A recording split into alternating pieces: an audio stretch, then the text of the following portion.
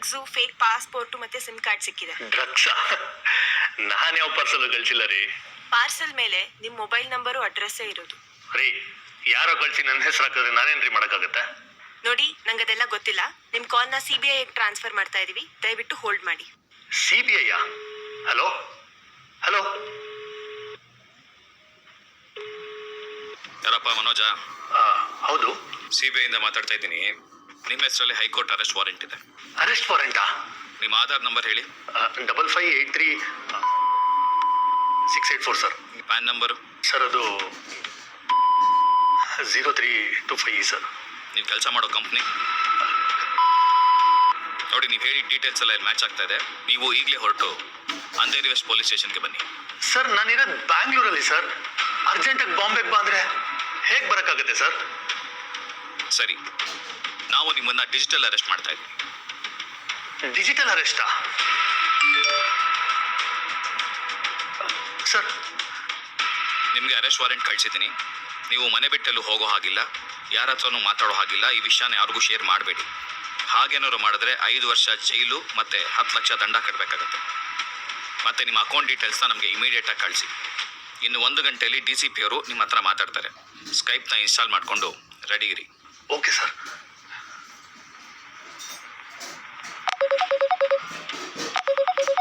ಏನಪ್ಪ, ನೀನೇನಾ ಮನೋಜು? ಹೌದು ಸರ್. ನಿನ್ನ ಡೀಟೇಲ್ಸ್ ಎಲ್ಲ ಚೆಕ್ ಮಾಡಿದ್ದೀವಿ. ಸಿಕ್ಕಿರೋ ಪಾಸ್ಪೋರ್ಟು, ಡ್ರಗ್ಸು ಎಲ್ಲ ನಿಂದೆ ಅಂತ ಕನ್ಫರ್ಮ್ ಆಗಿದೆ.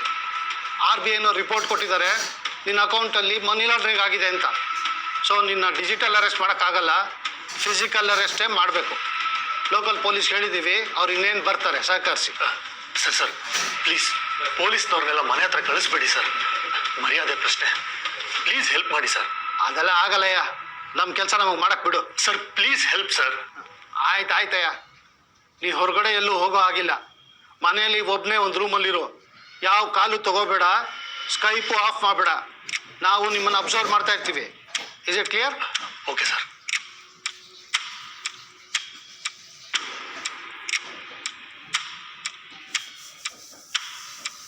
ಮನೋಜ್, ಫುಲ್ ಇನ್ವೆಸ್ಟಿಗೇಷನ್ ಆಗಿದೆ.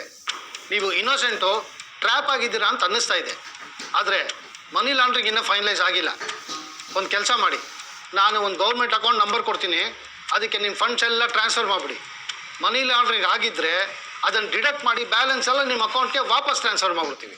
ನಾನು ಇಷ್ಟು ಸಹಾಯ ಮಾಡಬಲ್ಲೆ ನಿಮಗೆ. Okay sir. ನಿಲ್ಲಿಸಿ. ಅಕೌಂಟಿಗೆ ದುಡ್ಡು ಕಳಿಸಿದ್ರೆ ನಿಮ್ಮ ದುಡ್ಡೆಲ್ಲ ಕಳ್ಕೊಳ್ತೀರಾ. ಏನು ಹೇಳ್ತಿದ್ದೀರಾ ಸರ್? ನಮಸ್ಕಾರ, ನಾನು ದಯಾನಂದ್, ನಮ್ಮ ಬೆಂಗಳೂರಿನ ನಿಮ್ಮ ಪೊಲೀಸ್ ಕಮಿಷನರ್.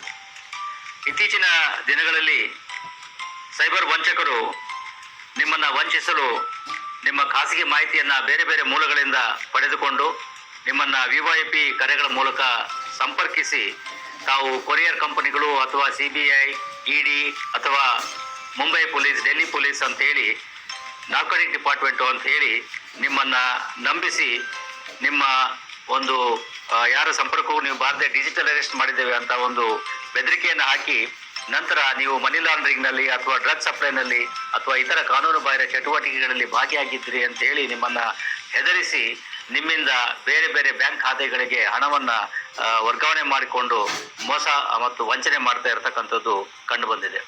ಆದರೆ ಇದರಲ್ಲಿ ಗಮನಿಸಬೇಕಾಗಿರ್ತಕ್ಕಂಥದ್ದು, ಯಾವುದೇ ತನಿಖಾ ಸಂಸ್ಥೆಗಳಾಗಲಿ, ಅದು CBI ಇರ್ಬೋದು, ED ಇರ್ಬೋದು, ಅಥವಾ ಯಾವುದೇ ರಾಜ್ಯ ಪೊಲೀಸ್ ಇರ್ಬೋದು, ಮುಂಬೈ ಪೊಲೀಸ್ ಅಥವಾ ಡೆಲ್ಲಿ ಪೊಲೀಸ್ ಅಥವಾ ಬೆಂಗಳೂರು ಪೊಲೀಸ್, ಯಾರೂ ಕೂಡ ಈ ರೀತಿ ಡಿಜಿಟಲ್ ಅರೆಸ್ಟ್ ಮಾಡಲಿಕ್ಕೆ ನಮ್ಮ ಕಾನೂನಿನಲ್ಲಿ ಅವಕಾಶ ಇಲ್ಲ ಮತ್ತು ಮಾಡೋದು ಇಲ್ಲ. ಇದೊಂದು ಸಂಪೂರ್ಣ ಸುಳ್ಳು ಮಾಹಿತಿಯಾಗಿರ್ತದೆ ಮತ್ತು ಇದನ್ನು ಕೇವಲ ನಿಮ್ಮನ್ನು ಹೆದರಿಸಿ ನಿಮ್ಮಿಂದ ಹಣವನ್ನು ಕಿತ್ತುಕೊಳ್ಳಲಿಕ್ಕೆ ಈ ರೀತಿ ಸೈಬರ್ ವಂಚಕರು ಮಾಡ್ತಕ್ಕಂಥ ಒಂದು ವಂಚನೆಯ ವಿಧ ಆಗಿರುತ್ತದೆ.